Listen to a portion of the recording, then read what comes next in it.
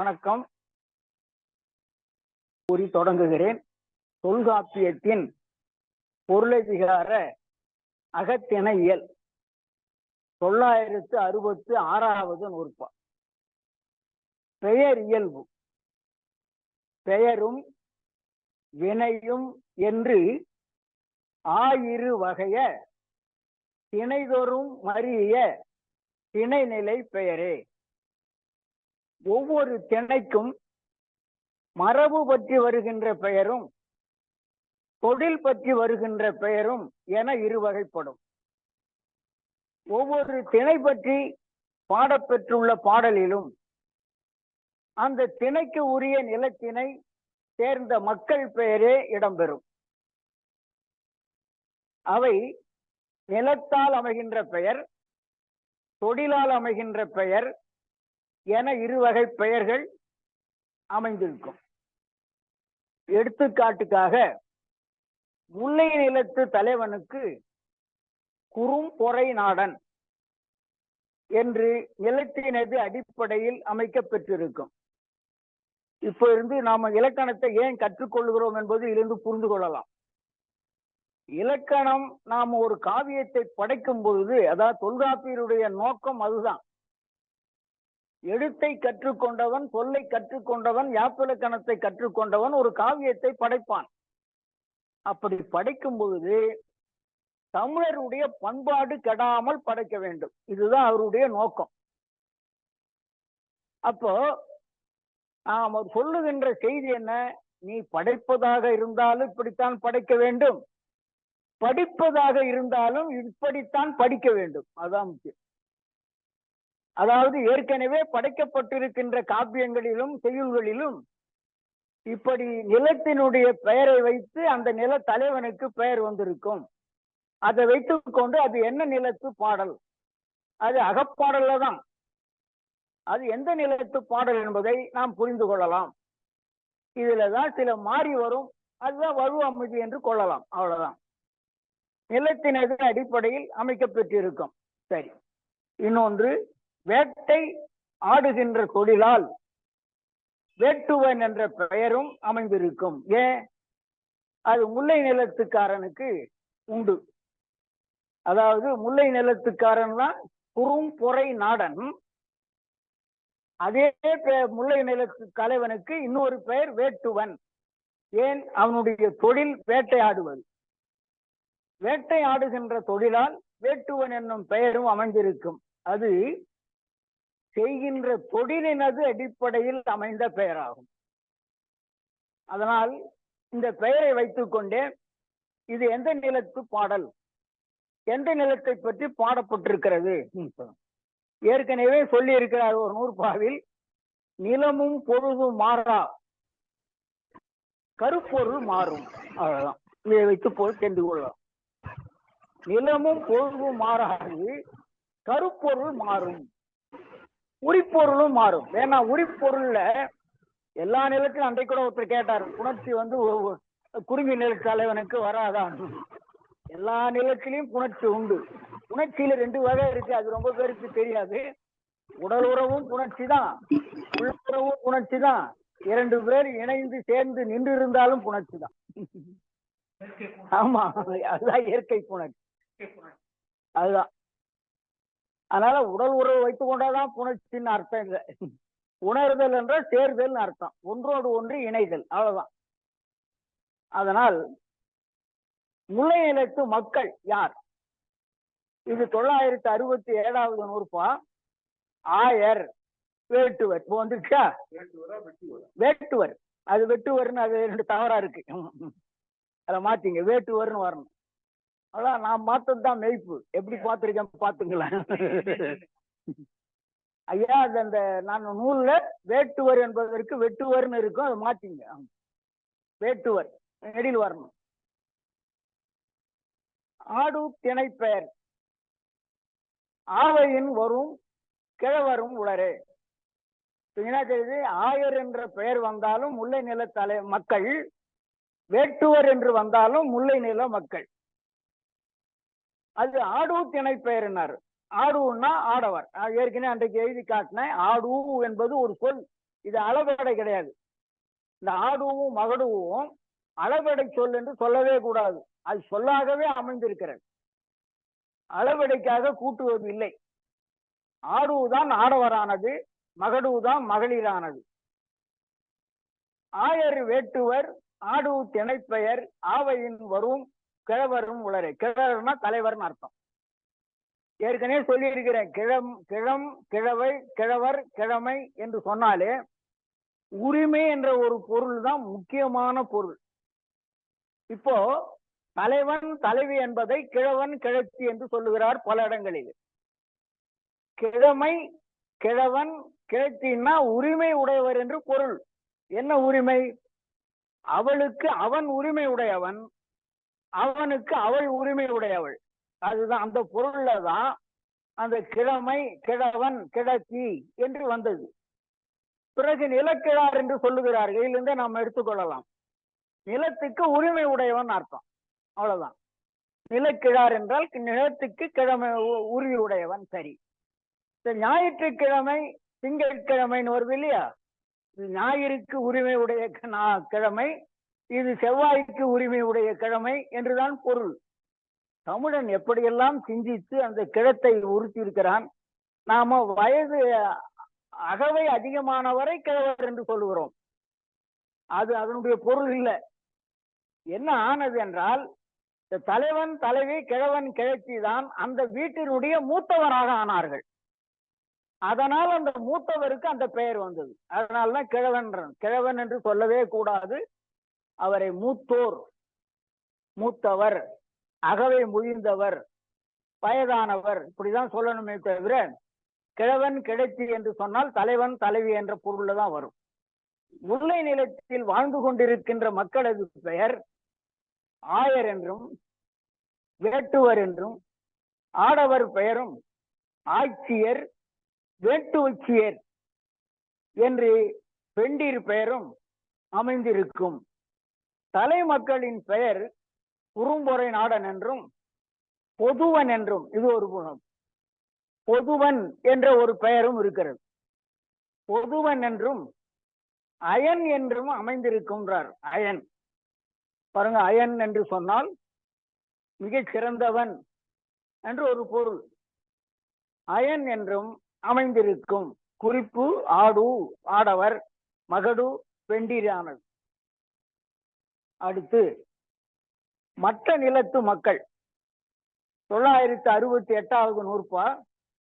ஏனோர் பாங்கினும் எண்ணும் காலை, அது கூட அங்க எண்ணும் காலைன்னு இருக்கா? சரியா பாருங்க, எண்ணும் இருக்குதா? 3 சுழின்னு தான் இருக்கு இல்லையா? தன்னகரம். சரி, எண்ணுங்காலை ஆனா வகைய திணைநிலை பெயரே. இப்போ ஆராய்ந்து பார்க்கும் பொழுது மற்ற நிலங்களில் உள்ள மக்கள் பெயரும் இவ்வாறே அமையும். எப்படி முல்லை நிலத்துக்கு சொன்னேனோ அதே மாதிரிதான் எல்லா நில மக்களுக்கும் இப்படி அமைந்திருக்கும். அதாவது முல்லை நிலத்துக்கு கூறும் பொழுது மக்கள் பெயர் நிலத்தின் அடிப்படையிலும் பூமியின் அடிப்படையில் அமைந்ததனைப் போலவே மற்ற நிலங்களுக்கும் அமையும் என்கிறார் தொல்காப்பியர். ஆனாத எனினும், ஆனா எனினும் குறையாத என்பது பொருள். இப்ப பாருங்க, ஆனா என்றால் குறையாத, ஆனாத என்றாலும் குறையாத என்று பொருளாகும். அதுக்கடுத்து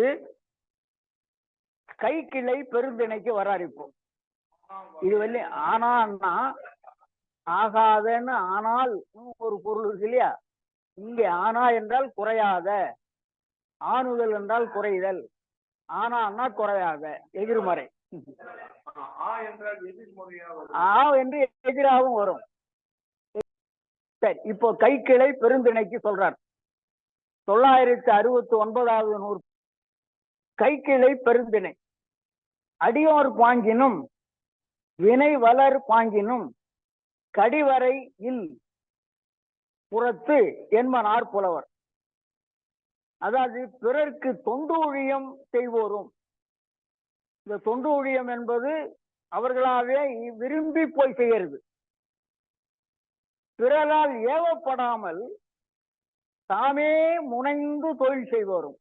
அந்த யாருக்கும் வேலை போய் செய்யறது இல்லை, அவராவே இதெல்லாம் நம்ம செய்தா நல்லா இருக்கும்னு செய்யறது. ஐந்திணை ஒழுக்கமாகிய அன்புடை காமத்திற்கு உரியவர் ஆகார்.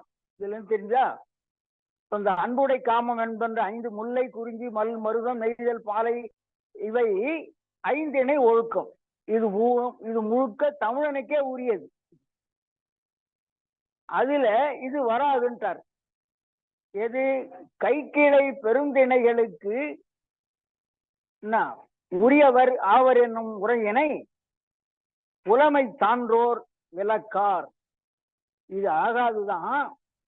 பாருங்க, கடிவரை இல் கடிதல் என்பது நீக்குவதில்லை பொருள். அடியோர் பாங்கினும் வினைவலர் பாங்கினும் எங்க வரணும்? கைக்கிளைக்கு வர வேண்டியது. அதாவது பிறருக்கு தொண்டூழியம் செய்வோரும், பிறரால் ஏவப்படாமல் தாமே முனைந்து தொழில் செய்வோரும் ஐந்திணை ஒழுக்கமாகி அன்புடை காமத்திற்கு உரியவர் ஆகார்.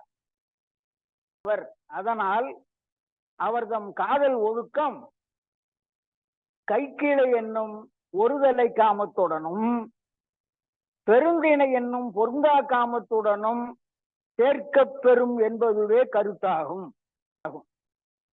பாங்கினும் என்பதெல்லாம் அவர்கள் இடத்திலும். அப்ப அது சொல்லலையா? அதாவது அடியோர் பாங்கினும் வினைவலர் பாங்கினும் சொன்னது அந்த பாங்கு என்பது இடம், அவரிடத்திலும் இவரிடத்திலும் குறிப்பு. அடியோர் அடிமைப்பட்டவர், வினைவலர் ஏவல் தொழில் செய்வோர். இங்க 2 சொன்னார் இல்லையா?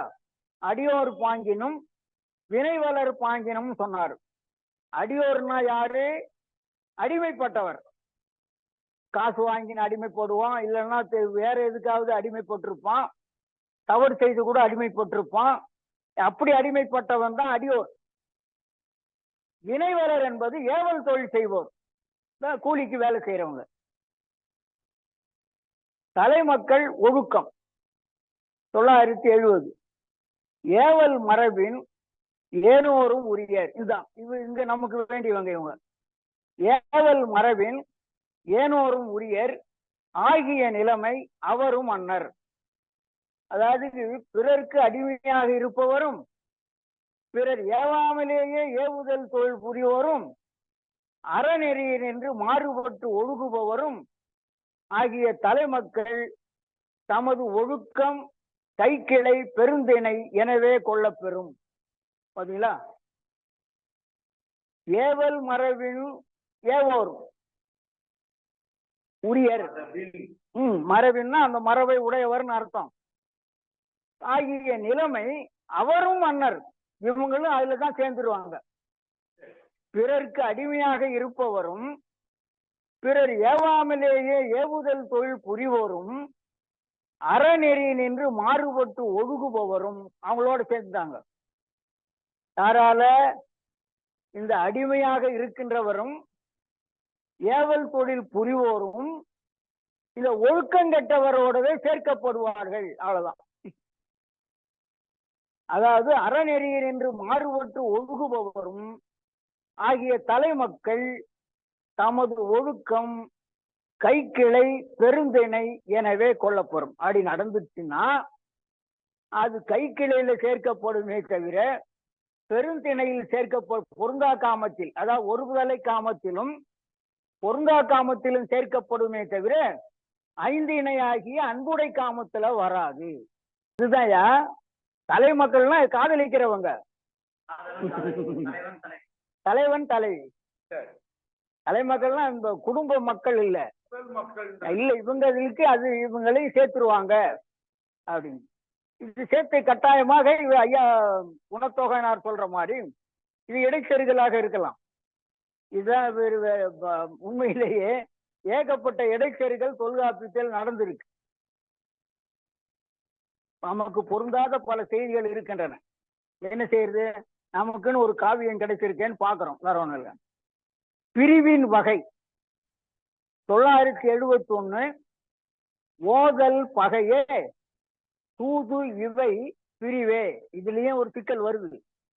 யார் யாரு பிரிவு கூடியவங்க அப்படின்னு வருது. காதல் தலைவனுக்கு ஓதுதல் பிரிவு நிகழும். இந்த ஓதுதல் ரெண்டு வகைப்படும். ஆனா எல்லாரும் ஒரு வகைதான் எழுதுறாங்க. ஓதுதல், ஓதுவித்தல், ரெண்டுமே ஓதுதல் தான். ஒன்று, அவன் கற்றுக்கொள்ள வெளிநாட்டுக்கு போவான், கற்றுக் கொடுக்கவும் போவான். ஏன்னா தமிழகம் தான் முதல் நிலம். அவன் போற நிலம் இங்க இன்னொன்னு நினைச்சுக்கணும். நாம போறோம்னா எங்கேயும் அமெரிக்காவுக்கு போறான், இத்தாலிக்கு போறான், கிரேக்க நாட்டுக்கு போறான்னு அர்த்தம் இல்லை. அடுத்த நிலத்துக்கு போனாலும் வெளிநாடுதான். காதல் தலைவனுக்கு ஓதுதல் பிரிவு நிகழும். ஓதுதல் பிரிவு என்பது இரு வகையினில் நிகழும். ஒன்று கற்பதற்காக பிரிதல், மற்றொன்று கற்பித்தலுக்காக பிரிதல் ஆகும். இது ரெண்டு பிரிதல் வருது. பிறகு அதாவது வாயால் ஓதுதல் மட்டுமன்று காதால் கேட்டலும் உண்டு. எழுதியிருக்கேன். வாயால் ஓதுதல் மட்டுமன்று காதால் கேட்டலும் ஓதுதல் தான். ஆமா. அப்புறம் இந்த மாதிரி ஒரு சொல்லை வைத்துக் கொண்டு திருவள்ளுவர் பல இடத்துல விளையாடுறார். உடன்பாடாகவும் எதிர்மறையாகவும், உடன்பாடாகவும் எதிர்மறையாகவும். அது தொல்காப்பியத்திலும் இந்த பொருள் இருக்கிறது. பகைப்பிரிவு என்பது தான் வாழும், அதாவது ஓதல், பகையே, தூது, இவை மூன்று பிரிவுல சொல்றார்.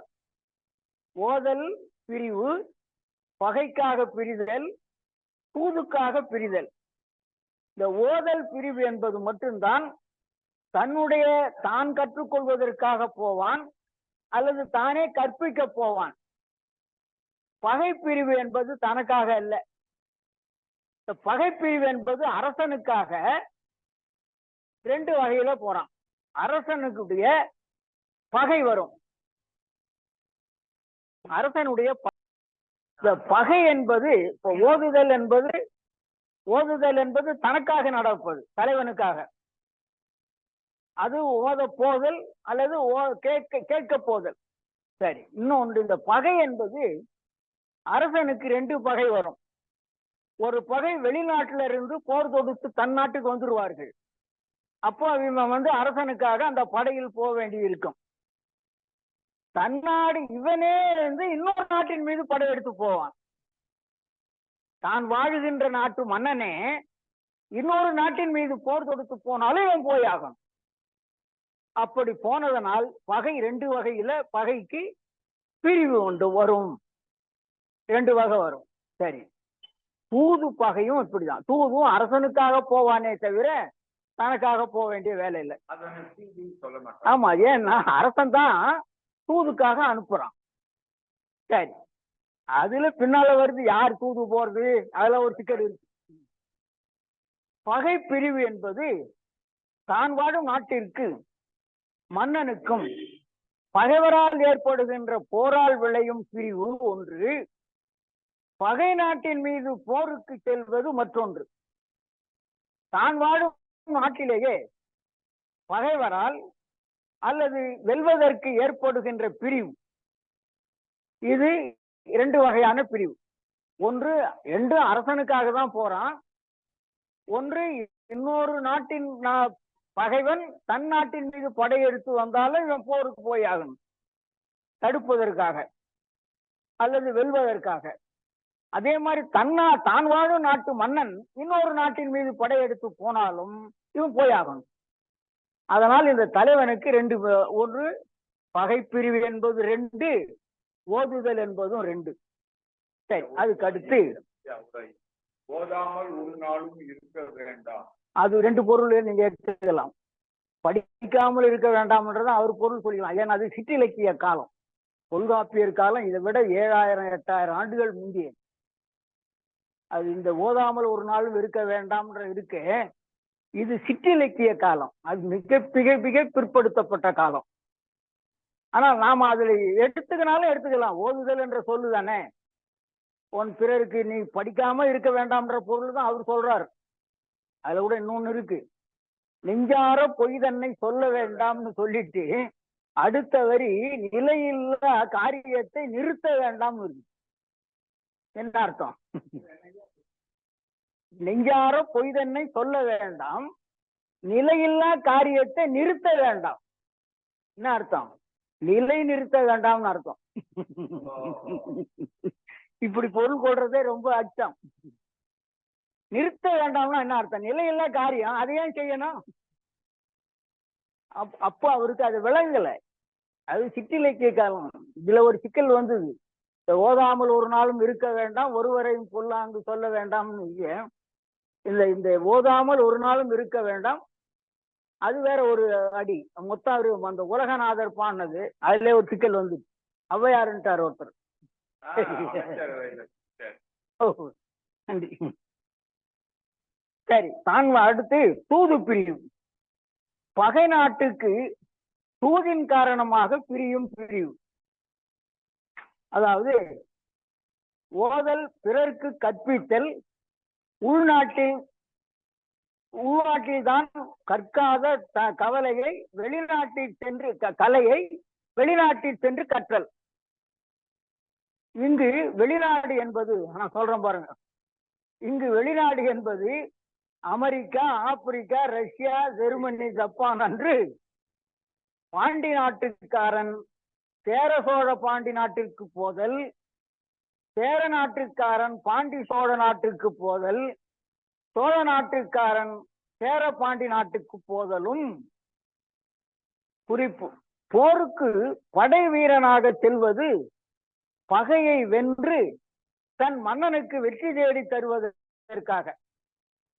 போருக்கு படை வீரனாக செல்வது பகையை வென்று தன் மன்னனுக்கு வெற்றி தேடி தருவதற்காக. தூதாக போவது இருவரையும் ஒன்று சேர்ப்பதற்காக. இதை நன்றாக ஒரு கவனிக்க வேண்டும்.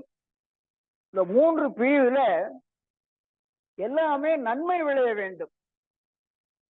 இந்த 3 பிரிவுலையும் நன்மை விளையணும்.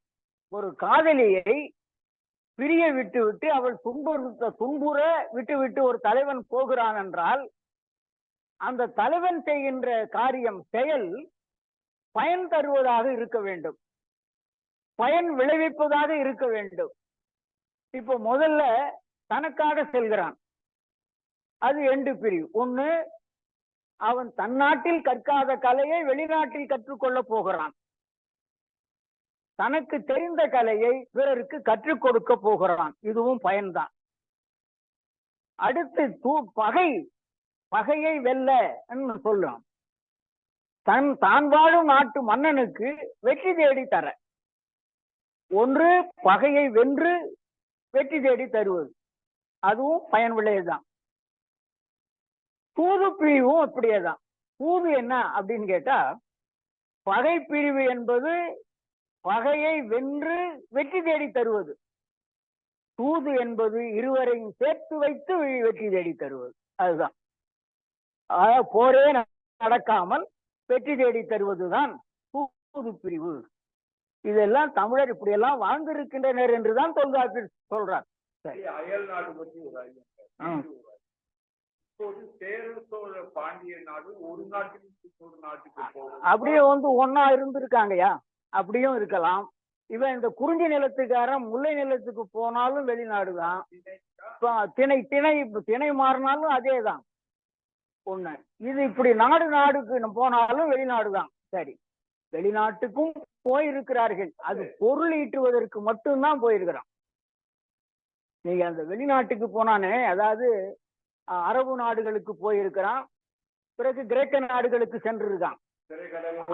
அது எதுக்கு போனான்னா பொருள் ஈட்டுவதற்கு மட்டும்தான் போயிருக்கான், அங்கெல்லாம் கற்றுக்கொள்ள போகல, அப்படி வரல, செய்தி இல்லை.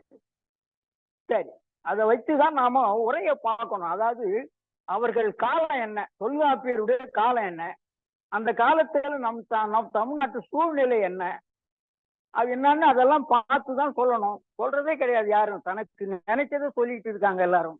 ஏதோ எனக்கு தெரிஞ்சதை கொஞ்சம் சொல்றேன், அவ்வளவுதான். ஓதுதலும் தூதும், அதாவது 972 அவற்றுள் ஓதலும் தூதும் உயர்ந்தோர் மேன, இதை பார்த்தோம். இப்ப என்ன அர்த்தம்? உயர்ந்தோர்னா யார நினைப்பீங்க? அப்படிதான் உரை எழுதியிருக்கிறாங்க. உயர்ந்தோர் நாம கொள்ள வேண்டியது, என்னுடைய உரையெல்லாம் பெரியார் கண்ணாடி, வேற வேற வழி இல்லை. இது ஏன் பெரியார் கண்ணாடினா, நான் பெரியாரை தான் வச்சு சொல்லணும்னு கிடையாதுங்க. தமிழர்களுடைய காலத்துல இந்த மாதிரி சூழ்நிலை தான் இருந்திருக்கும். அவர்கள் காலத்துல தொல்காப்பியர் 3 இடத்துல கடவுள் என்று சொன்னாலும் அதற்கு புலவர் குடந்தை உரை எழுதுறாரு, அதாவது துறவின்னு எழுதுறாரு. கடவுள் என்ற சொல்லுக்கு துறவிதான் பொருள். ஏன்? உள் கடந்தவர்னா என்ன அர்த்தம்? விட்டுட்டு போயிட்டாரு, வெளியே போயிட்டாருன்னு அர்த்தம். குடும்பத்தை விட்டுட்டு போறாரு, அவ்வளவுதான். துறவியா போனாரே தவிர அவர் கடவுள் சாமி என்ற பொருள் அப்படி இல்லை. அதனாலதான் திருவள்ளுவரே அதை பயன்படுத்தல. சரி, இப்ப பாருங்க, நாம இப்படி எல்லாம் கொஞ்சம் சிந்திக்கணும். அவர் காலத்துல என்ன இருந்தது? உயர்ந்தோர்னா யார்? இது என்ன ஆயிடுச்சு? கிபி, அதாவது இவரு கிமு தான் தொல்காப்பியருடைய காலம். பொள்ளாச்சி மகாலிங்கம் அவர் பதிப்பித்த தொல்காப்பியத்தில் கிமு 7000 என்று சொல்லுகிறார் தொல்காப்பியர் உள்ள காலத்தை. அப்ப 7, இது 2500னா 9700 சில்லறாவது. இப்போ 10,000 ஆண்டுகள் ஆகும். இதெல்லாம் கூட நீங்க ஒத்துக்க வேண்டாம். அண்ணாமலை பல்கலைக்கழகத்தில் வெள்ளைவாரனார்னு ஒருத்தர் இருந்தார். அவர் தொல்காப்பியத்துக்கு உரை எழுதியிருக்கார். அவர் எழுதுறாரு கிமு 5320 எழுதுறாரு. ஏன் இவ்வளவு துல்லியமா சொல்றாருன்றது ஒரு காரணம் சொல்றாரு. இளந்தரி திருவீர்பாண்டியனுடைய அவையில் இது அரங்கேற்றம் செய்யப்பட்டது என்று சொல்வதனால் அந்த நிலந்தரி திருவீர்பாண்டியனுடைய காலம் கிமு 5000 சில்லற. அதனால தொல்காப்பியத்துடைய காலத்தை இப்படி சொல்றாரு. இங்க ஒரு வரலாற்று பின்னணி இருக்கு. அந்த பின்னணி அப்போ அது ஒரு 5320னா இது ஒரு 2500 திருவள்ளுவர் காலத்தை சேர்த்து பேரளாட்சி 8000 சில்லறைக்கு வந்துச்சு. அப்படி இருக்கும்போது இந்த உயர்ந்தோர் என்பதற்கு எப்படி இந்த இன்னொன்னு இங்கே சொல்லணும். வால்காவிலிருந்து கங்கை வரை என்ற நூல்ல ராகுல சாங்கிருத்தியாயன் என்ன சொல்றார்? ஆரியர்கள் இந்தியாவுக்குள் கிமு 1500க்கு முன்னால் வரவில்லை என்றார். அடிச்சு சொல்றார். கிமு 1500க்கு முன்னால் இந்த கால் எடுத்து வைக்கலன்றார் இந்தியாவுக்குள்ளவே. அப்படின்னா இப்ப 2000 சில்லறை, அது ஒரு 1000 சில்லறை, 4000 தானே ஆகுது. இப்ப 4000க்கு முந்தியது திருக்குறள், இந்த தொல்காப்பியம் திருக்குறள்னா எப்படி அவருடைய கருத்து இங்க வரும்? இதை நாம கொஞ்சம் சிந்திக்கணும், வேற ஒண்ணும் வேண்டாம். உரையாசிரியர்கள் உரை சொல்றாங்க. இப்ப இளம்பூர்ணரும் பார்ப்பனர் ஆரியர், சேனாவரையரும் ஆரியர், அப்புறம் நச்சினார்க்கினியரும் ஆரியர், கல்லாடரும் ஆரியர். அதனால அவர்கள் கருத்தை அவங்க வலியுறுத்துறாங்க. நாம அந்த நோக்கத்துல பார்க்காமலேயே உரையை பார்த்து கொண்டு வர்றோம். இந்த பாக்கிறோம் பாருங்க, இங்கே சொல்றேன். இப்போ உயர்ந்தோர் என்றால் அது இந்த தொல்காப்பியத்துல எல்லா நூற்பாவையும் மாத்திட்டாங்க, எல்லா இயல்களையும் மாத்திட்டாங்க, புதிய கருத்துக்களை சொல்லி இருக்கிறாங்க. அதனாலதான் அதை பத்தி யாரும் பேசல, யாரும் அதை ஏத்துக்கல. அதாவது அந்த பொள்ளாச்சி மகாலிங்கம் பதிப்பித்த தொல்காப்பியம் 2 பேர் உரை எழுதியிருக்காங்க. மு ராமலிங்கம் ஒருத்தரும் பகீரதனும் நல்ல உரை எழுதியிருக்காங்க. கிடைக்காது, அத இலவசமா தான் கொடுத்தாரு அவரு. நூலகங்கள்ல இருக்கும். இருக்கு இருக்கு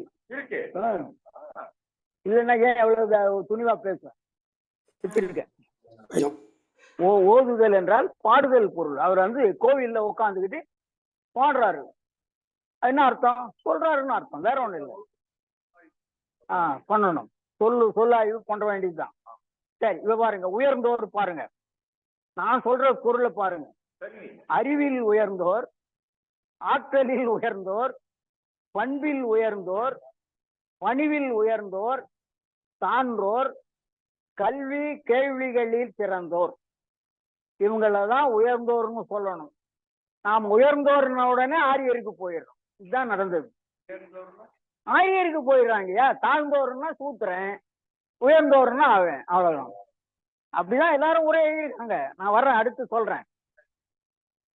இப்படி கொண்டாதான் இந்த நூற்பாவுக்கு பொருள் சரியா வரும். இப்போ ஓதுதலுக்கு போக வேண்டியவன் கொஞ்சம் கற்றான், இன்னும் கொஞ்சம் கற்றுக்கிறதுக்கு போறான். சரி, நிறைய கற்று இருக்கிறான், பிறருக்கு சொல்றதுக்கு போறான். பொருந்துமே. உயர்ந்த ஜாதிக்காரன் போனாதான் நல்லதுன்னு சொல்லலாமா? அவனுக்கு படிக்காத முன்ன கூட போலாம். எது சொல்றேன்னா, உயர்ந்த ஜாதிக்காரன் போனோம்னாக்கா அவன் ஒண்ணுமே தெரியாத கூட போலாமே. அவன் தான் அதை கற்று இருக்கணும்னு கிடையாது. இந்த உயர்ந்தோர் என்ற சொல்ல வைத்துக் கொண்டு கால மாறுபாடு பார்க்காமல் தொல்காப்பியர் காலத்துல உயர்ந்தோர்னா இவங்க 1500 ஆண்டுகளுக்கு முன்னாடி, அதாவது 13ஆம் நூற்றாண்டுல தான் உரை எழுதுறாங்க. அப்ப எத்தனை 7000 8000 ஆண்டுகள் கழிச்சு தான் உரை எழுதுறாங்களே, எப்படி அந்த உயர்ந்தோருக்கு இவங்க பொருள் சொல்ல முடியும்? இதை நாம சிந்திக்காமலேயே பேசுறோம். அதுதான் மேலே கூறப்பெற்ற ஓதுதல் பிரிவும் தூது பிரிவும் உயர்ந்தோருக்கு உரியவையாகும். இந்த உயர்ந்தோர் தான் வச்சுக்கணும். கல்வி கேள்விகளில் சிறந்த சான்றோரே பிறருக்கு கற்பிக்கும் ஆற்றல் உடையவர் ஆவர். தான் கற்காத வேறு மேலான கலையை கற்க பிரிதலும் உண்டு. குறிப்பு: சாதியில் மதத்தில் உயர்ந்தோர் என்பது என்று கருதுதல் கூடாது. நான் எழுதியிருக்கேன்.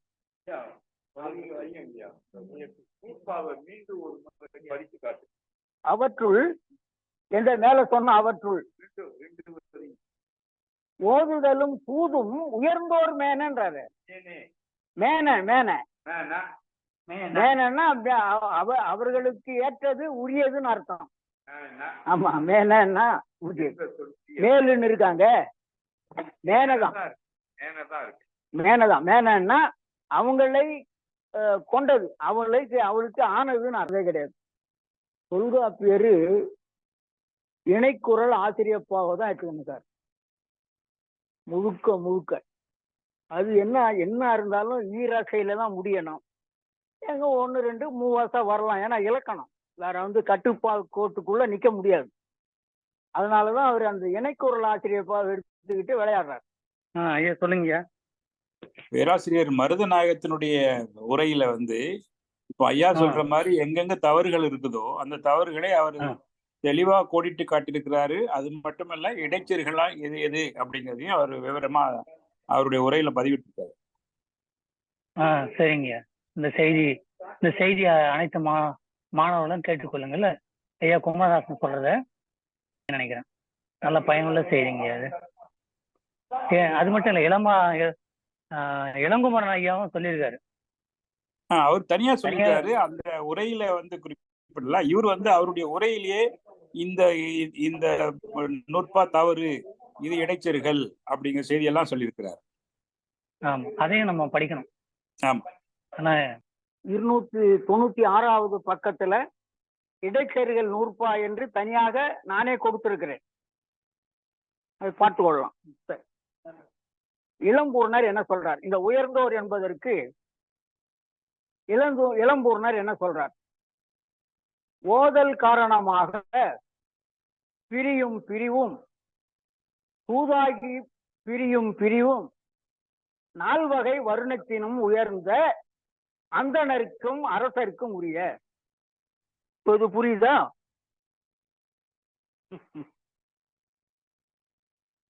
இப்போ அந்தணர்னா யாரு? அது திருவள்ளுவர் சொல்றாரு. அந்த அந்தணர் தானே நம்ம பொருள் கொள்ளணும். இப்படி பிராமணர், ஆரியர், பார்ப்பனர் என்ற பொருள்ல கொள்ளலாம். அப்படிதான் எல்லாரும் கொள்றாங்க. இப்ப இவர் என்ன பாருங்க, 4வருக்கும் உயர்ந்த 4 வருணத்தினும் உயர்ந்த அந்தணருக்கும் சொல்றாரு. இந்த 4 வருணம் இழுத்ததுனாலதான் இவர் இப்ப ஆரியர்னு தெரியுது. இப்ப அந்தணர் என்ன, திருவள்ளுவர் சொன்ன அந்தணரை மாத்திட்டாங்க.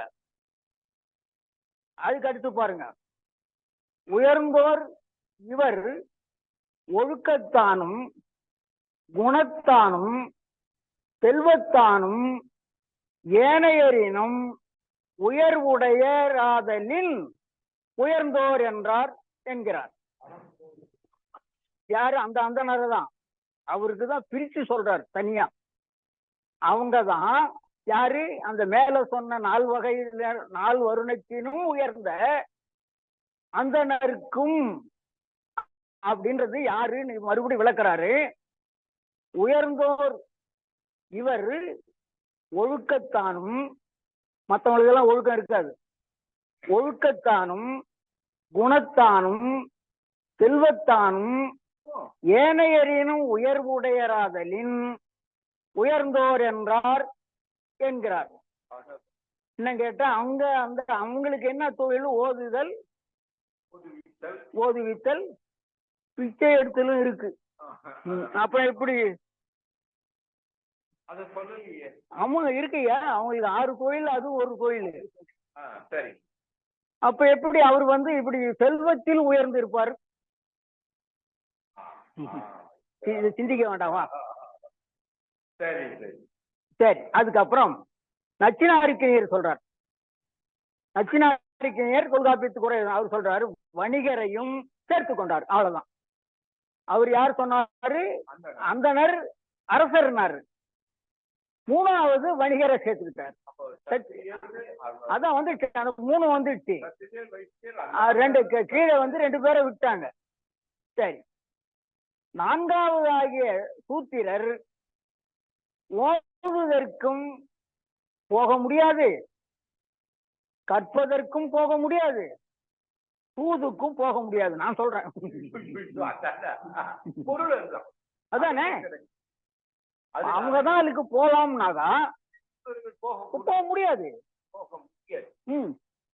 இத சொல்வார தொல்காப்பியர். அதுக்கு தொல்காப்பியம் பண்ணாரு. இப்படி சிந்திக்க வேணாவா? தொல்காப்பியத்தை எதுக்கு பண்ணாரு? அவன் ஓதுவதற்கும் பிறருக்கு கற்றுக் கொடுப்பதற்கும் அவன் கற்றுக்கொள்வதற்கும் தானே. அப்போ இவன் தமிழன் போகவே முடியாது. இப்படி கொண்டால் போக முடியாது. பாருங்க, ஓதுவதற்கு போக முடியாது, கற்பதற்கும் போக முடியாது, தூதுக்கும் போக முடியாது. இங்குதான் நாம் திருவள்ளுவரை பார்த்தல் வேண்டும். அந்தணர் என்போர் அறவோர் மற்றெவ்வுயிர்க்கும் செந்தன்மை பூண்டோடுகளான்னு தான் சொன்னார். இந்த அந்தணர் இதுல இருந்து இப்ப தெரியுதா? அந்த அந்தணரை அவங்க ஆரியர்னு கொள்றதுனால அவருக்கும் முந்தியவர் தான் நம்ம திருவள்ளுவர். அவருக்கு முந்தியவர். ஆமா, முந்தியவர். இந்த மாதிரி பொருள் கொள்றதுக்கு இல்ல அதுல. அப்புறம் பிரம்மாவின் முகத்திற் பிறந்தோர் பிராமணர், தோளில் பிறந்தோர் சத்திரியர், தொடையில் பிறந்தோர் யாரு? அவதான் என்ன? தோளில் பிறந்தோர் சத்திரியர், அரசர், வணிகராக. தொடையில் பிறந்தோர் தான் சைவர், காலில் பிறந்தோர் தான் சூத்திரர்.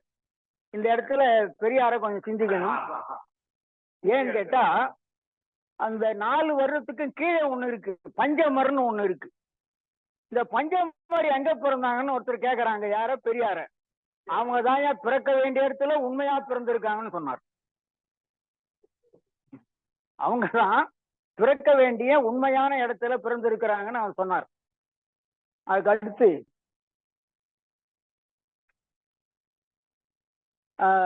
சோமசுந்தர பாரதியார். இவர் ஒரு பகுத்தறிவாதி தான், இருந்தாலும் ஓரளவுக்கு இப்படி சொல்றாரு பாருங்க. ஓதர் பிரிவும் இவர் தமிழர். இப்ப பாருங்க, இவர்கள் இப்ப நச்சினாரிக்கினியர் மாதிரி, இளம்பூர்ணர் மாதிரி, சேனாவரையர் மாதிரி, கல்லாடர் மாதிரி இல்லை. அவங்க எல்லாம் ஆரியர் தான். இவர் தமிழர். இவர் என்ன சொல்றாரு பாருங்க. ஓதர் பிரிவும் தூது பற்றிய பிரிவும் பெரும் வினையும் பற்றிய திணை நிலை பெயர்க்கு உரியோர் பலர் உள்ளும் அடியோர் வினைவலர் ஏவலர் போல்வார் அல்லாத உயர்ந்தோருக்கே உரியனவாகும். ஓரளவுக்கு பரவாயில்ல. அவனா சொல்றாரு, அந்த அடிமைப்பட்டவன் கிடையாது, ஏவலனும் கிடையாது. ஆனா யாரு? ஏவலர் போல்வோர் அல்லாத உயர்ந்தோருக்குன்னு தப்பிச்சுக்கிட்டார். அந்த நால்வருக்கு போல திருவள்ளுவர் இந்த இடத்திலையும் பிறப்புக்கும் எல்லா உயிர்க்கும் சிறப்பு ஒவ்வா செய்தொழில் வேற்றுமையான் என்று சொன்னார்.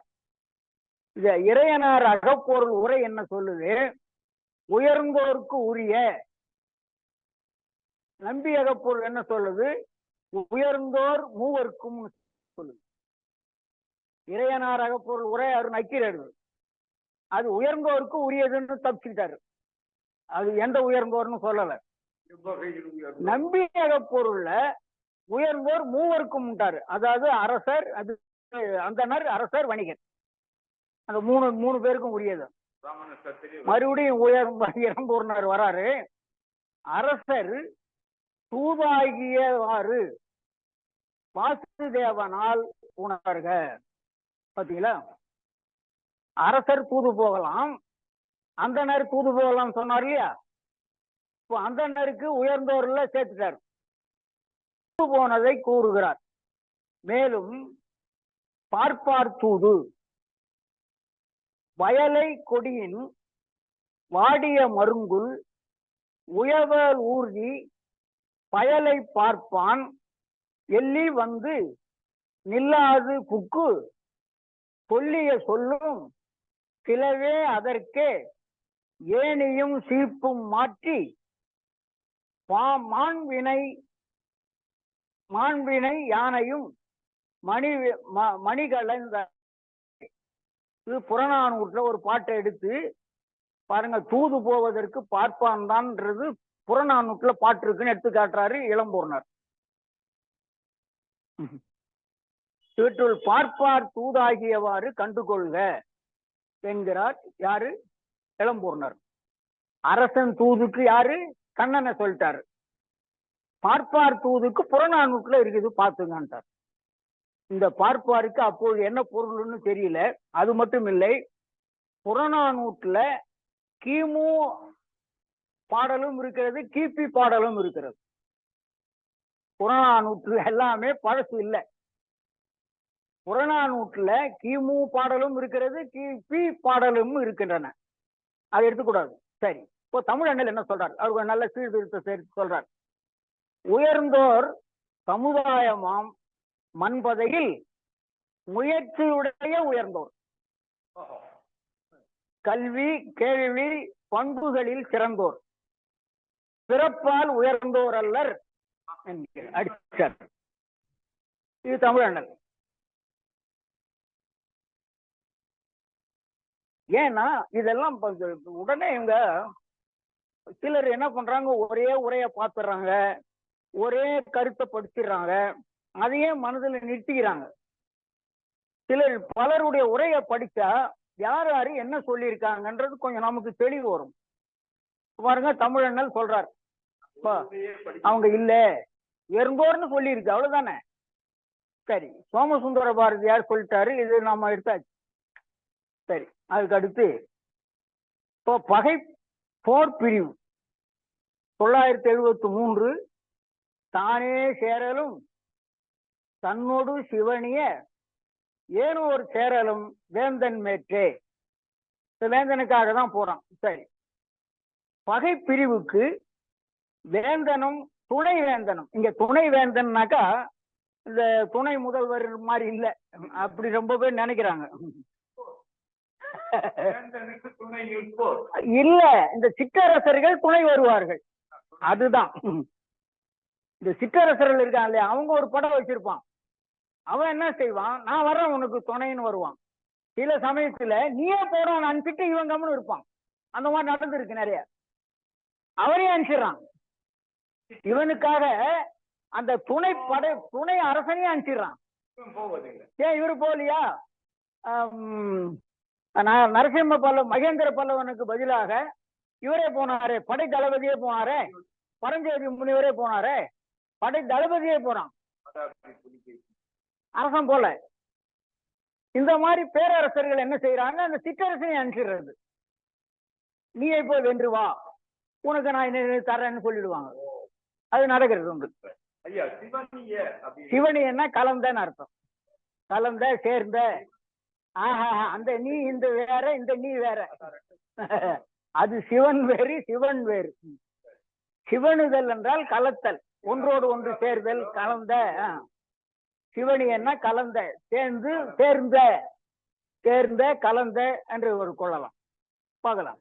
பகைப்பிரிவுக்கு வேந்தனும் துணை வேந்தனும், அதாவது துணை வேந்தன் துணை செய்யும் சிற்றரசன் அல்லது துணை செய்யும் மன்னன் எழுதியிருக்கேன். இத மாதிரி எல்லாம் விளக்கலைங்க பேர். அந்த பேர் அறிஞர்கள் அந்த உரையை அப்படியே சொல்லிட்டு போட்டாங்களே தவிர இப்படி எல்லாம் கருதுவார்களோ அப்படின்னு சிந்திக்கல. எனக்கு அந்த சிக்கல் வருது, அதனாலதான் நான் அதை சொல்ல வேண்டியதா இருக்கு. வேந்தனும் துணை வேந்தனும்னா படை தளபதியும் உரியவர் ஆவர். பாத்தீங்களா, படை தளபதியே போவான், அவனே அவனுக்கு துணை செய்வான். நீ இருங்கய்யா நான் பார்த்துட்டு வரேன். சரி, வேந்தன் தானே படையெடுத்து செல்லுதலும் படை தளபதி போர்மேற் செல்லுதலும், அவனே போவான், அரசன் வர வேண்டாம். உண்டு வேந்தனுக்கு துணை செய்யும் வேந்தனும் தனித்து செல்லுதலும் உண்டு. மிக நெருக்கமாக இருக்கின்ற துணை புரியும் வேந்தன் அல்லது மன்னன் தான் துணை வேந்தன் என்று பொருள். அதனால துணை வேந்தன்னா அப்படி ஒரு பதவி கிடையாது. சரி, மிக நெருக்கமாக, அதான் நெருக்கமாக கலந்த அப்படின்னு போகுது. சிவனுதல்னா கலத்தல் தான். சிவனுதல் என்பது கலத்தல் தான். எல்லாதான் போட்டு கலத்தல், சேர்தல், இணைதல். ஆமா, கலத்தல் தான். காவல் பிரிவு, பொருள் வயிறு பிரிவு, 2 பிரிவு. அதாவது 974 மேவிய சிறப்பின் ஏனோர் படிமைய முல்லை முதலா சொல்லிய முறையால் பிழைத்தது பிழையாது ஆகல் வேண்டியும் இழைத்த ஒன்பொருள் முற்றவும் பிரிவே. அதாவது முற்றவும் என்பது முடியவும் என்று பொருள். முற்றன்னா முடிய. சரி, அங்க இல்ல, சிலர் முற்றவும் போட்டிருக்காங்க, சில பேர் முடியன்னு போட்டிருக்காங்க. பாடபேதம், ரெண்டும் ஒண்ணுதான். அரசனும் அரசனால் உரிமை பெற்ற பிறரும் முல்லை, குறிஞ்சி, மருதம், நெய்தல் என்னும் நிலங்களுக்கு சென்று நிலத்தினை காக்கவும் பொருளை ஈட்டவும் பிரிதல் உண்டு.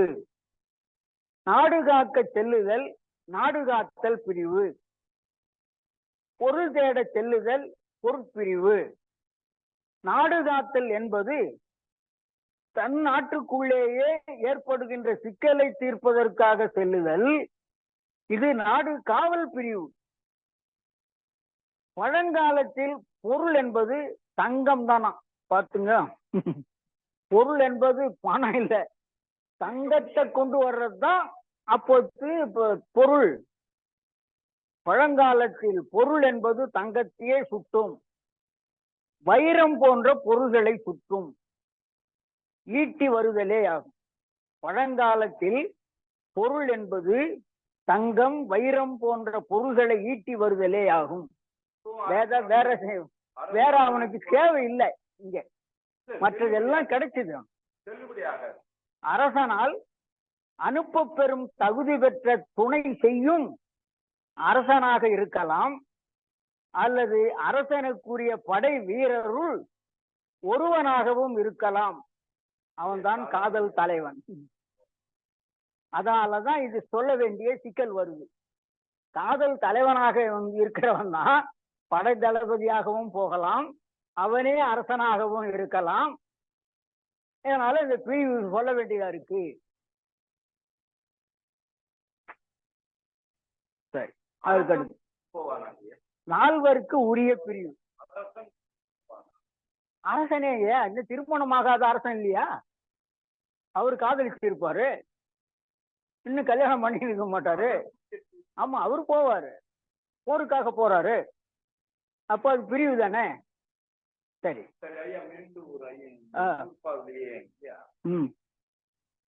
எந்த நூல்? எதுங்க? ஆகல் தான். எங்க? எது பிழையாது ஆகல், தாகல் இல்ல, அது பிழையாது ஆகல், பிழையாதாகல்னு இருக்கு. அது ஒண்ணுதான், சரிதான். பிழையாது ஆகல், ஆகல் ஆதல் இல்லை. ஆதல் இல்ல, ஆகல் ரெண்டும் ஒண்ணுதான். ஆதல் என்றாலும் தொழிற்பெயர் தான், ஆகல் என்றாலும் தொழிற்பெயர் தான். ரெண்டும் தொழிற்பெயர் தான். ஆகுதல் ஆதல் ரெண்டு ஒண்ணுதான். சரி, இப்போ நால்வருக்கு உரிய பிரிவு பாருங்க. 975 மேலோர் முறைமை நால்வருக்கும் உரித்து, இப்படிதான் சொல்றாரு அவர். நால்வருக்கு உரித்துன்னா இன்னொரு பொருள் எங்க, நாலுனாக்க 4 பிரிவை தான் நினைக்கிறாங்களே தவிர, ஒருத்தர் என்ன கேட்டாரு, ஏங்க புறநானூறுன்னு 400 பாட்டுல நிறுத்திக்கினாங்க, அகநானூறுன்னு 400 பாட்டுல நிறுத்திக்கினாங்க, இது மாதிரி எல்லாம் 100 400 நிறுத்திக்கினாங்களே, ஏன் இதுக்கு மேல வரக்கூடாதா? கிடைத்தது அவ்வளவுதான், அதனுடைய முடிவு அவ்வளவுதான். அப்படி 4ம் கலந்துனக்கு நான் தருவேன்னாக்கா 4 பொருள் மட்டும் இல்லை, அந்த அம்மா 4 பொருளை சொல்லுது. 4 வழியே நீ 4 சொன்ன வழியே நீ போக வேண்டாம்னு சொல்றான் இல்லையா? 4 பேருக்கு சொல்லுவா. 4 பேர் சொல்லுப்பான்னா எல்லாருக்கும் அர்த்தம். 4 பேருக்குன்னா எல்லாருக்கும் அர்த்தம். அதே மாதிரி இது 400 முடிஞ்சதுன்னா இவ்வளவுதான் பொருள், இதுக்கு மேல கிடைக்கல. 398 தான் இருக்கு புறநானூறுல, அவ்வளவுதான். 398 தான் கிடைச்சது, 400 பேர் வச்சிருக்காங்க. மற்றது 400 நிக்குது, ஏன்னா அதுக்கு மேல அவங்களுக்கு கிடைக்கல. கிடைக்காததுனால இவ்வளவுதான் சொல்றதுக்கு தான் அந்த 400 வச்சிருக்காங்க. ஒரு முடிவு கட்டாங்க, இது 400க்கு மேல வராது அப்படின்னு. 400 என்று சொன்னாலே இவ்வளவுதான் பொருள். அதே மாதிரி இங்க 4 என்றால் உலகத்தில் இருக்கின்ற மக்கள் அர்த்தம், அந்த நாட்டு மக்கள் அர்த்தம், அவ்வளவுதான். 4 4 பிரிவை பார்க்க கூடாது, அப்படிதான் பாக்குறாங்க. அதனாலதான் தப்பு வருது.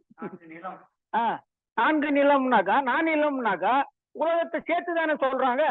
4 நிலம் மட்டும் இல்ல, அங்க 5 நிலம் வருது, 5 நிலம் வருது, ஆனா 4 நிலம் சொல்றோம்.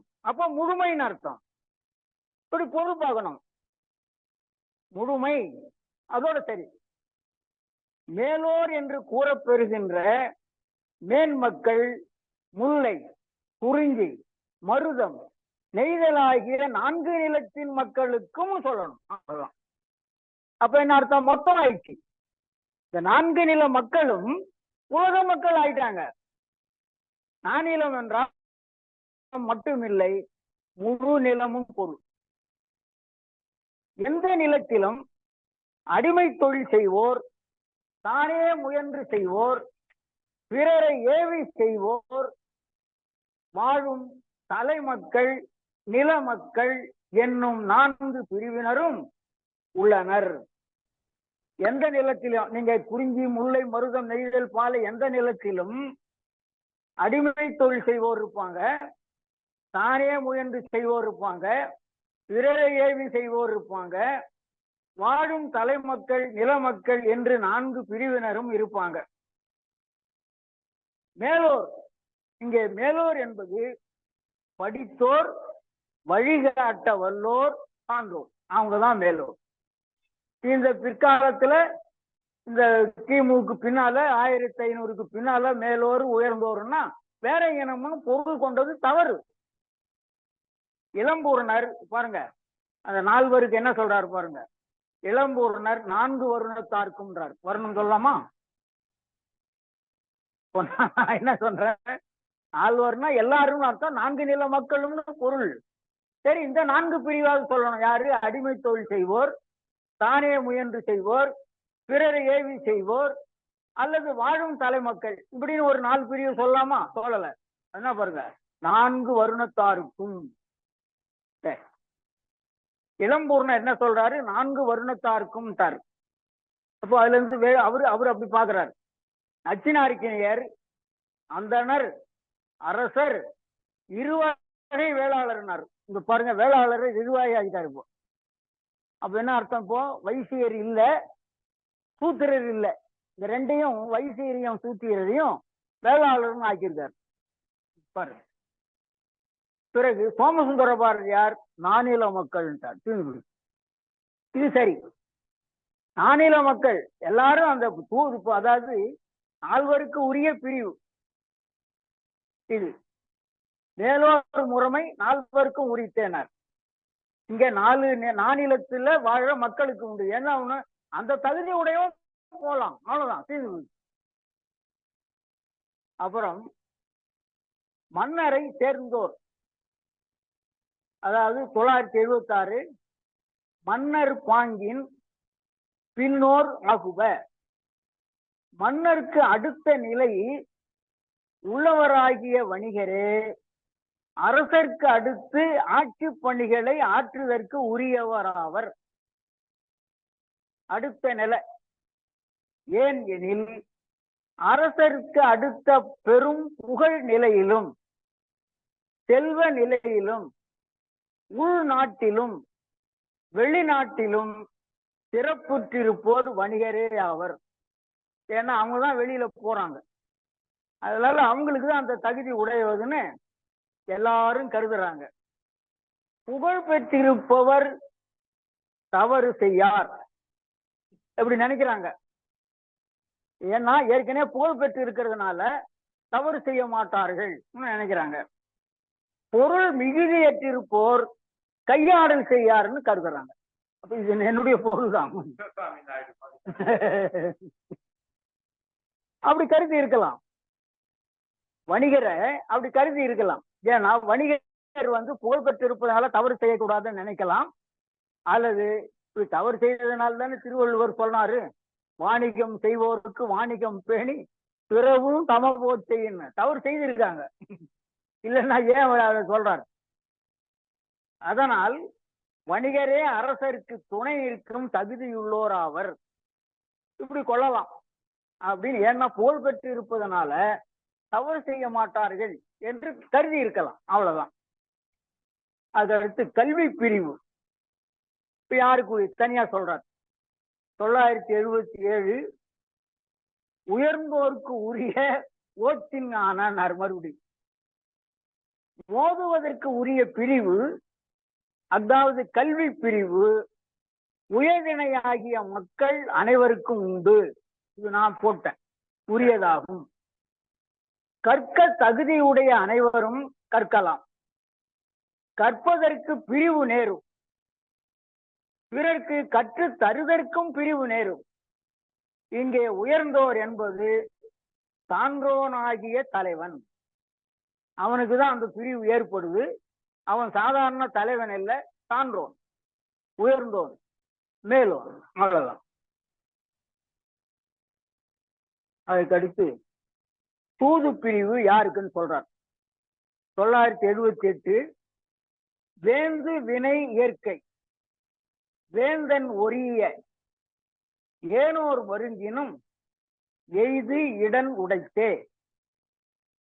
வேந்தனுக்கு உரிய பிரிவாகிய தூது பிரிவு வேந்தன் அல்லாத வணிகர் வேளாளருக்கு உரியது ஆகும். பாருங்க, நல்ல வேலை அந்த பாருங்க, தூது போனா என்ன ஆகும்னு தெரியும், அதனால அவங்கள கூப்பிடல. வணிகர் வேளாளருக்கு உரியது ஆகும். குறிப்பு, தூது பிரிவு வேந்தர் அல்லாத வணிகருக்கும் வேளாளருக்கும் உரியது என்றார். யாரு? இளம்பூரணர். நச்சினார்க்கினியர் சொல்றாரு, குறுநில மன்னருக்கும் உரியது என்கிறார். ஏன்னா அந்த அவனையும் கூப்பிட்டு அனுப்பலாம். நச்சினார்க்கினியர் சொல்றாரு, மன்னன் வேளாளரையும் ஏற்றுக்கொள்ளலாம், மன்னனையும் ஏற்றுக்கலாம், வேளாளரையும் ஏற்றுக்கொள்ளலாம். நாவலர் சோமசுந்தர பாரதியார் சொல்றாரு, வேளிர் குறுநில மன்னருக்கும் உரியது என்கிறார். இப்ப எல்லாருக்கும் யார் திறமையானவனோ, யார் அதுக்கு தகுதியானவனோ அவனை அனுப்பலாம், அவ்வளவுதான். இதுல வேந்து வினை இயற்கை வேந்தன் உரிய என்மார் மருங்கினம். வேந்தன் விரும்பினவங்களை அனுப்பலாம், விரும்பாதவங்களை தேவையில்லைன்னு ஒதுக்கலாம். அதனால குறுநில மன்னனையும் அனுப்பலாம் அப்படின்றாரு. இவர் வேளாளரையும் ஏவி கொள்ளலாம். அதுல ஒரு நல்லவன் இருந்தாக, அந்த தகுதி உடையவனா இருந்தா அவன் அனுப்பலாம். வேளிர், அதாவது அந்த இவனையும் விட சின்னவங்க வேளிர். சின்ன சின்ன ஊரை ஆள்றவங்க அவங்கள கூட தேர்ந்தெடுத்துக்கலாம் என்றாரு நாவலர் சோமசுந்தர பாரதியார். போருக்காக பிரிதல், போருக்காக தானே, பொருளுக்காக.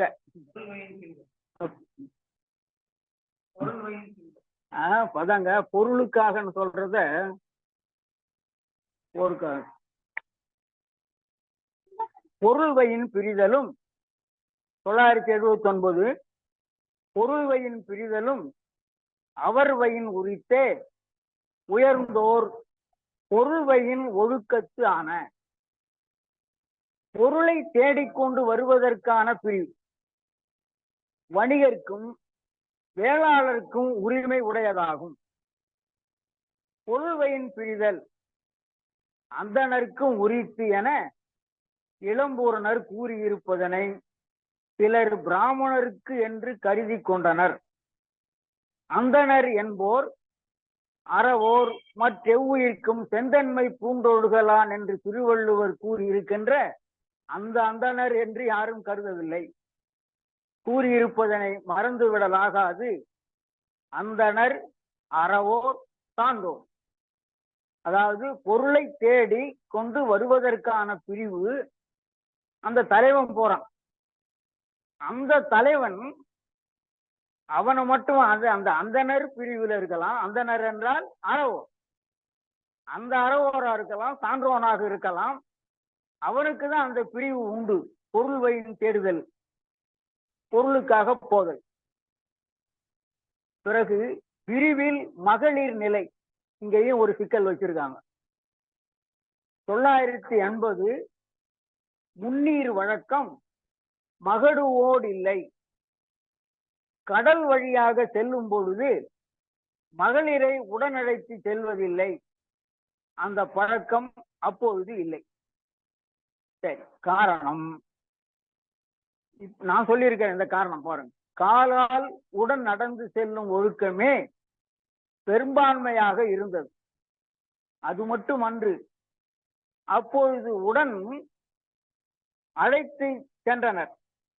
பிறகு கடலில் செல்லும் பொழுது காற்று, மழை, புயல், பேரலை, இடி, மின்னல் உள்ளிட்ட பல்வேறு அச்சங்களுக்கு மகளிர் ஆளாக நேரும்.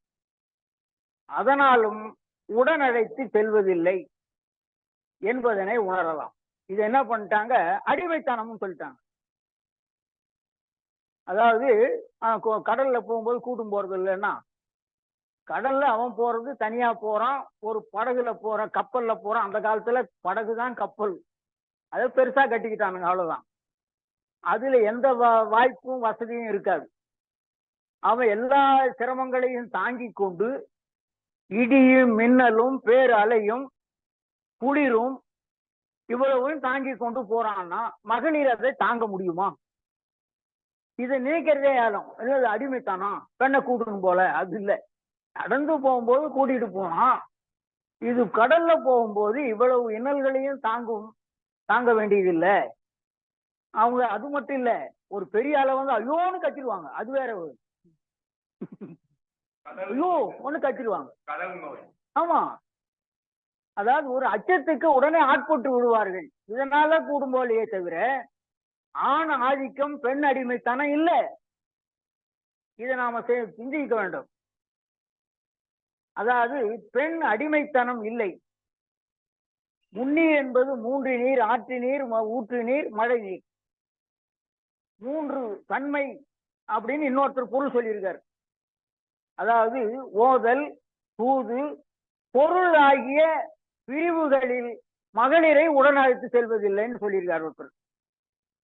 3 பிரிவு. அதாவது முன்னீர் வழக்கம் சொன்னா, இந்த முன்னீர்ன்றது கடல், அதுதான் எல்லாரும் பொருள் சொல்லியிருக்காங்க. ஒருவர் சொல்றாரு 3 தன்மைகள். நீர்னா தன்மை தான், உண்மையில நீர்மைன்னா தன்மை, நீர்மை நீருன்னா தன்மை. சரி, அப்படி வைத்துக்கொண்டு ஓத போகும்போது கூட்டுன்னு போறது இல்லை, தூதுக்கு போகும்போது கூட்டும் போறது இல்லை, பொருள் தேட போகும்போது கூட்டும் போறது இல்லை. தேவையில்லையா அவங்க? நியாயம் தானே? இதுவும் சரிதான். இப்படி எடுத்துக்கொண்டாலும் சரிதான். இந்த மூணுக்கும் கூட்டும் போக வேண்டிய அவசியம் இல்லை. இவன் உழைக்க போறான், இவன் சம்பாதிக்க போறான், இவன் தேட போறான். ஏன் அவங்கள துன்புறுத்தணும்? பொருள் ஈட்டிய பழக்கம் பொருள் ஈட்டி வருவது அவனுடைய பொருள். அதனால அவங்கள கூட கூட்டும் போல அது பெரிய தவறு இல்லை. அது கூட இருக்கும் பாத்தீங்களா, ஒரு சிந்தனை. அது ஒரு சிக்கல் வரும் உங்களுக்கு. இதெல்லாம் நாம சிந்திக்கணும். உடனே எடுத்த உடனே தமிழன் வந்து ஆண் அடிமைத்தானம், பெண் அடிமைத்தானம், ஆணாதிக்கம் உடையவன் சொல்லிடவே கூடாது. நச்சினார்க்கினியரை, அதான் நச்சினார்க்கினியர் தான் சொல்லியிருக்காருங்க. 3 தன்மை, அந்த 3 பொருளையும் சொல்லியிருக்காரு. அதாவது தூது ஓதற்கு போகும்போது, தூதுக்கு போகும்போது, பொருள் தேட போகும்போது அடித்துன்னு போவதில்லை. இது பொருந்தாது என்று நாவலர் சோமசுந்தர பாரதியார் மறுத்துள்ளார். அது என்ன, இது பொருந்தாதுன்றார். காரணம் சொல்லல, பொருந்தாதுன்றார். சரி, இப்போ மகளிர் பற்றிய வேறு நிலை 981 எத்தினை மருங்கினும் மகடூ மடல் மேல் பொற்புடை நெறிமை இணையான. எத்தினை மருங்கினும் மகடூ மடல் மேல் பொற்புடை நெறிமை இன்மையான. அது இன்மையான போட்டேன், இன்மையான இல்லைன்னு அர்த்தம். முல்லை குறிஞ்சி மருதம் நெய்தல் பாலை ஆகிய 5 நிலங்களிலும் மகளிர் மடலேறுதல் இல்லை. இதுவும் அப்படிதான் சொல்றாங்க. இது என்னது, ஆணாதிக்கம், பெண் அடிமைத்தனம், அவளுக்கு அது சுதந்திரம், அவளுக்கு விடுதலை கொடுக்கல, அவளுக்கு உரிமை கொடுக்கலன்னு சொல்றாங்க. நான் அதை மறுத்து இருக்கிறேன். மடல் ஏறுதல் கூடாது என்பதும் அது மகளிர் ஒழுக்கம் இல்லை என்பதனால் மடல் ஏறுதல் இல்லை, அது ஆடவருக்கு மட்டுமே உண்டு என்பதனை அறியலாம் என்றுதான் எல்லா உரையாசிரியரும் கருதுகின்றனர். இங்கு ஒரு புதிய சிந்தனையை வரவழைத்து பார்க்கலாம். நான் ஏற்கனவே மடல் என்றால் பனை என்று சொல்லியிருக்கிறேன். மடல் என்றால் பனை மட்டை மட்டுமில்லை, அதாவது திணையாகு பெயராக மரத்தை குறிக்கும், அதாவது பனையை குறிக்கும். அப்படி மடல் என்றாலே பனை தான். அவன் ஏற்கனவே அந்த மடல் ஏறுதல்ல நான் சொல்லியிருந்தேன். மடலேறி வீழ்வேன் என்று முதல்ல சொல்லியிருப்பான், 2வது வரையேறி வீழ்வேன்னு சொல்லியிருப்பான்னு சொன்னேன். அதுக்கு பொருத்தமா இது இருக்கு. ஏன்னா அப்பொழுது ஆடவர் தான் மரம் ஏறினே தவிர மகளிர் மரம் ஏறவில்லை. அவங்க நானும் மடலேறி வீழ்வேன்னு சொல்றதுக்கு வாய்ப்பு இல்லை, மடலேறி வருவேன்னு சொல்றதுக்கும் வாய்ப்பு இல்லை. அதனால் இங்கு ஒரு புதிய சிந்தனையை வரவழைத்து பார்க்கலாம். ஏற்கனவே மடல் என்றால் பனை மட்டும் இல்லை, திணையாகு பெயராக பனையினையே குறிக்கும். பழங்காலத்தில் பனை மட்டை மட்டும் இல்லை, பனையையே குறிக்கும். பழங்காலத்தில் ஆடவர் மட்டுமே பனை ஏறினர், பெண்டிர் ஏழவில்லை. அதனால் அவன் பனையேறி வீழ்வேன் என்பதனை மடலேறி வீழ்வேன் என்று சொல்வதற்கு வாய்ப்பில்லை. மகளிர் பெண்டிர் பனையேறும் பழக்கம் இல்லாததனால் அவள் பனையேறி வீழ்வேன் என்பது சொல்லவில்லை என்பது கொள்ளலாம். அது சொல்றதுக்கு வாய்ப்பு இல்லை. அதனால 5 நிலத்திலும் 4 நிலத்திலும் மடலேறி வர்றதில்லை, அந்த பழக்கம் இல்லை அப்படின்னா அவளுக்கு அந்த உரிமை கொடுக்கலன்னு அர்த்தம் இல்லை, அவள் பனை ஏறுவதில்லை. இப்படி பார்த்தாதான் அதுக்கு பொருத்தமா வரும். இந்த பனை மட்டையில தேர் செய்து வர்றதுன்னா அவளும் செய்து வரலாமே. ஏன் அவன் மட்டும்தான் செய்துன்னு வரணும்னு இல்லை, அவனும் செய்து வரலாம். அது உங்களுடைய நோக்கம் என்னன்னு கேட்டா, அது ஆணாதிக்கம், பெண் அடிமைத்தனம், நீ மடல் ஏறி வரக்கூடாதுன்னு தடுத்துடுறாங்கன்னு நினைச்சுன்னுக்குறாங்க. அவ்வளவுதான். அடுத்து நம்முடைய பாவலரேறு பைந்தமிழ் கல்விக் கழகத்தின் வாயிலாக தொல்காப்பியத்தின் பொருளதிகாரம் அகத்திணையல் நூற்பாவிலே 980 வரையிலும் பார்த்தோம். மற்றவற்றை அடுத்த வகுப்பிலே பார்ப்போம்.